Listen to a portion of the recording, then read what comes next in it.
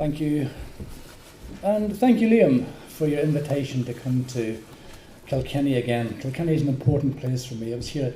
My creative life started here.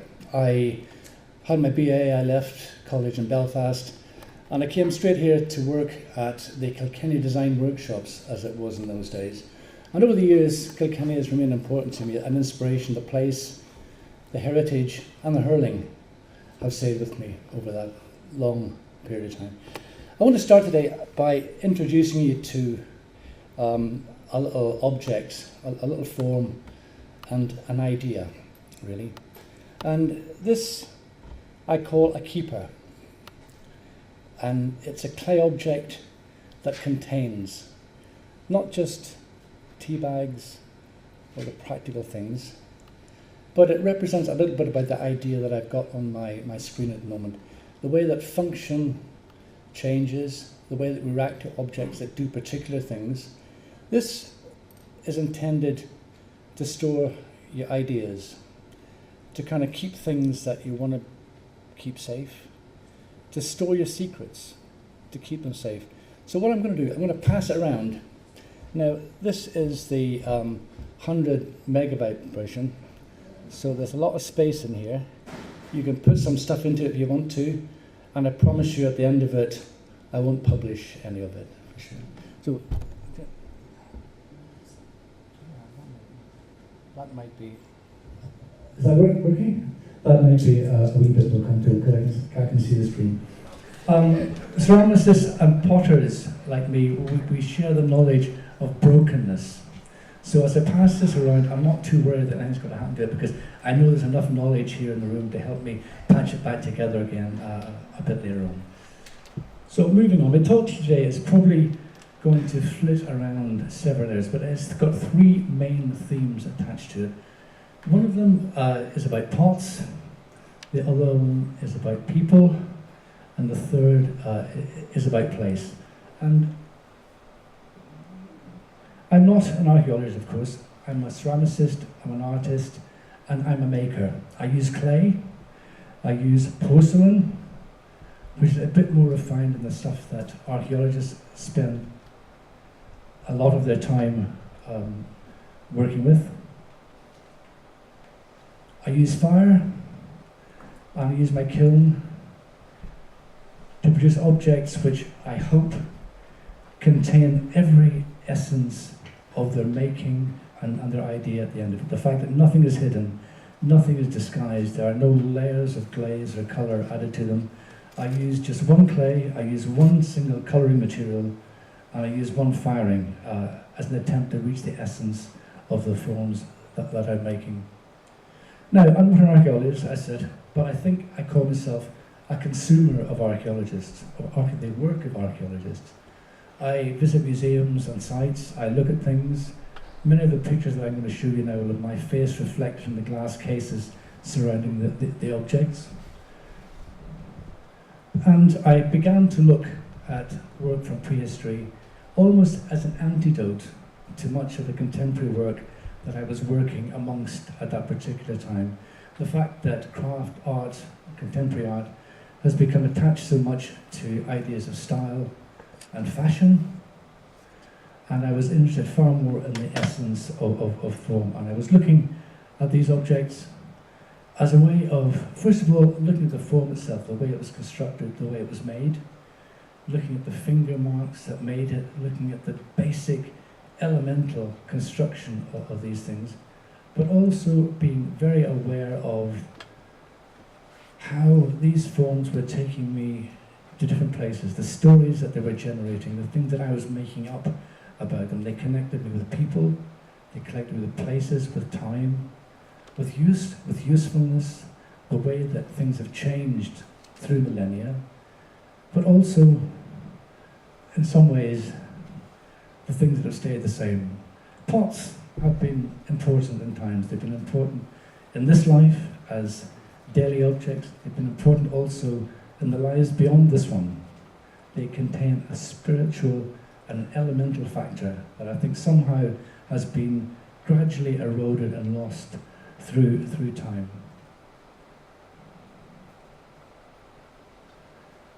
I make these things which I call guardian vessels, which are objects that, for me, have a relationship to the forms of the past. They are huge, round volumes that are protective. They are things that connect me with feelings of security, of history, and of safety. Drinking vessels have been elemental, and through time they have been one of the most important forms that we've actually used in every day. Elemental, simple forms used for carrying, lifting, shifting, and moving things have again inspired me to make forms which are simple but not simplistic. One of my great heroes is the sculptor Brancusi, who said that simplicity is complexity resolved. And these things contain a lot of ideas that go beyond just a simple form and just the surface of them. Forms that have family backgrounds, they work together, they live together. These pieces were made as an installation group. They were fired in the kiln side by side. So the kiln firing itself has marked each one. Each one has a relationship to the piece beside it. I call these harbouring vessels. And the forms that I look at, sometimes they have a single mark or a single line which changes an elemental volume into something that's quite different and quite special.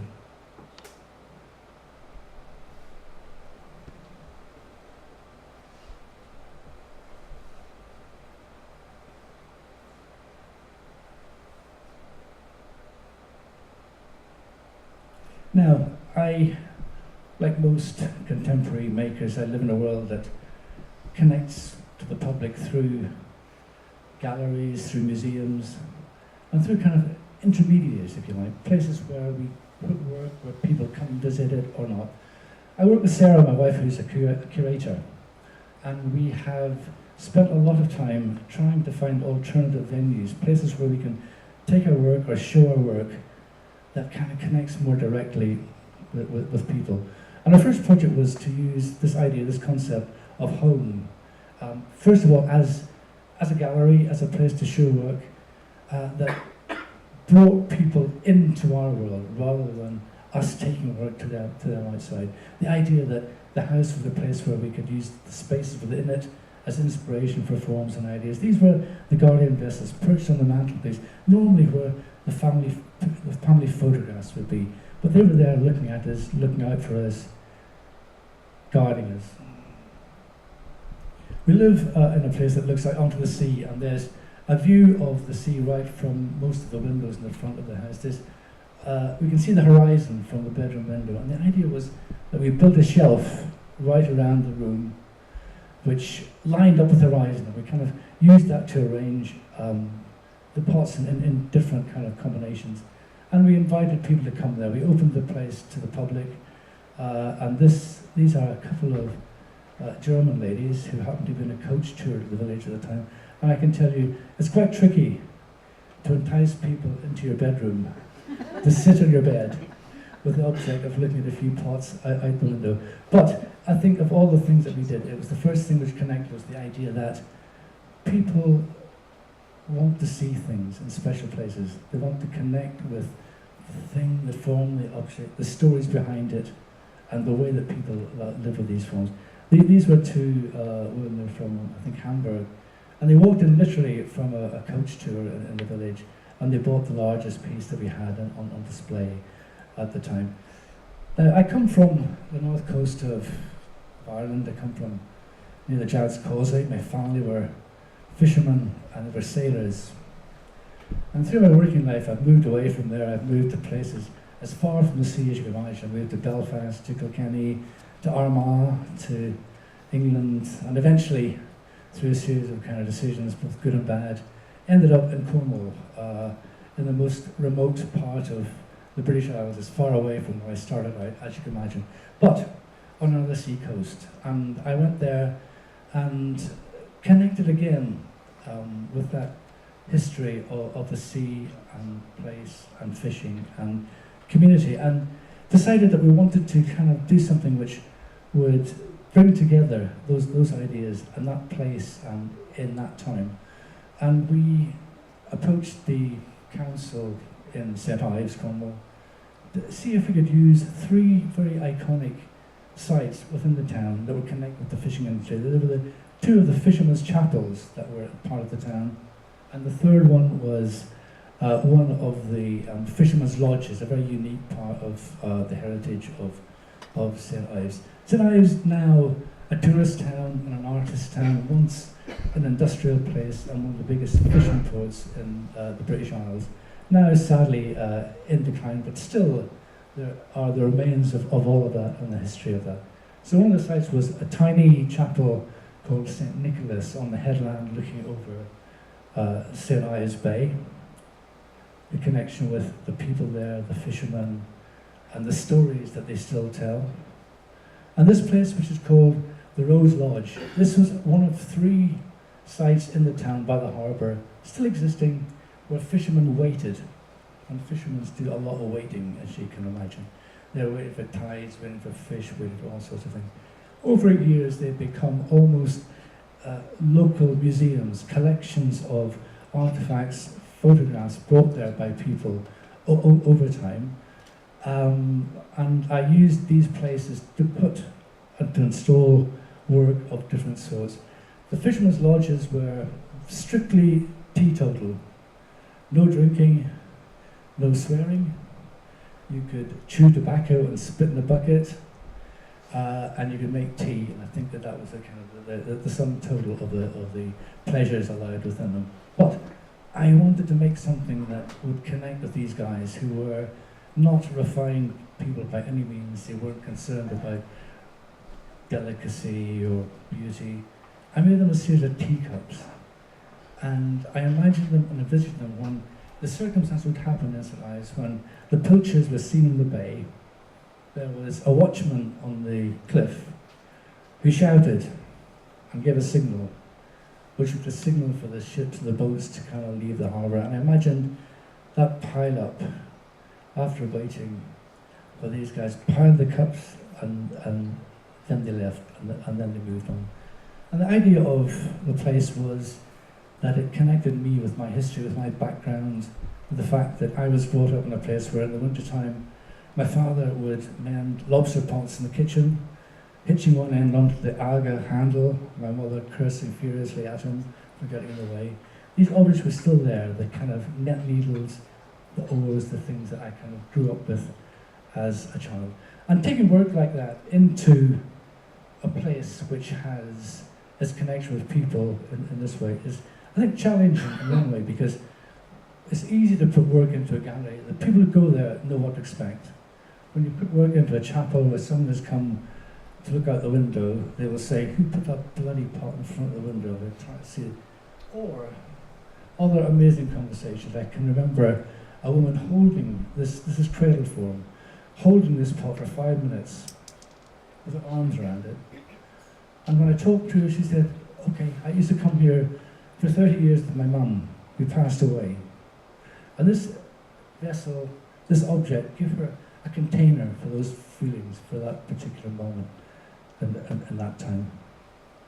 Now, currently, this is, I think, a work in progress. Grounding is a project that started literally weeks ago, and it connects really a lot of the separate things that we've been working on over the past few years. Ideas about landscape, about place, and about the objects that are from that place and are kind of put into or come from it in different ways. Very long quote, I'm sorry, it's from Lucy Lippard, an American art activist. But the place some of you might recognise is the Kilreela Arts Retreat in County Kerry, a place that I go to and I've been to quite a few times over the years. On Bolas Head, close to Ballyferreter, close to the connection points with Skellig Michael and Ballyferreter Abbey, Ballinskellig's Abbey, an amazing place where I have been thinking and drawing and seeing things that I want to do and want to make. I'm interested not in fashion, I'm not interested in style, I'm interested in making as a way of communicating. And I look at objects like this, which are hand-carved stones. I look at the picture on the left, which are the granite paving slabs in West Cornwall. Each one of those is carved, each one of them is different. There are many thousands of those around. Every single one of them has a different pattern, carved by a guy in a quarry using a steam-powered chisel. And the way that objects and forms change in time, the way that weather affects them, and objects like this, one of those moving things that I remember from that time, this grey marker from the Abbey at Ballinskelligs, and stones and places in the landscape that I see. Directly, this is from the National Museum, the Collier figure, sparked an interest in the sudden idea and a connection with the idea of ceramic forms and the figure. The fact that we talk about ceramic forms and figures transfer. We talk about a jug with a belly, or a neck, or a lip, or a foot. Historically, we kind of connect these things with human beings. And I began to make this sort of series of forms which had very simple forms in a way, which identified themselves as with human characteristics later. And forms like this, stones, casually made. And starting a new series I call A Stone in a Stone, which is about the idea of multiple forms, of one form being added on top of another, coming together, creating a new thing from a single kind of identity.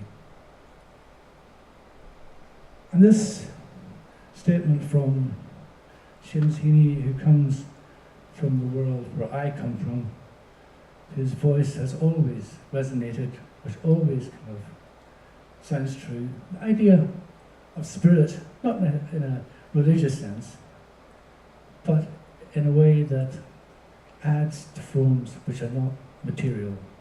I want to make things which have spirit.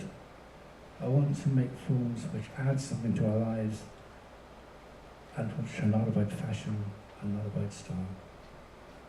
So thank you very much.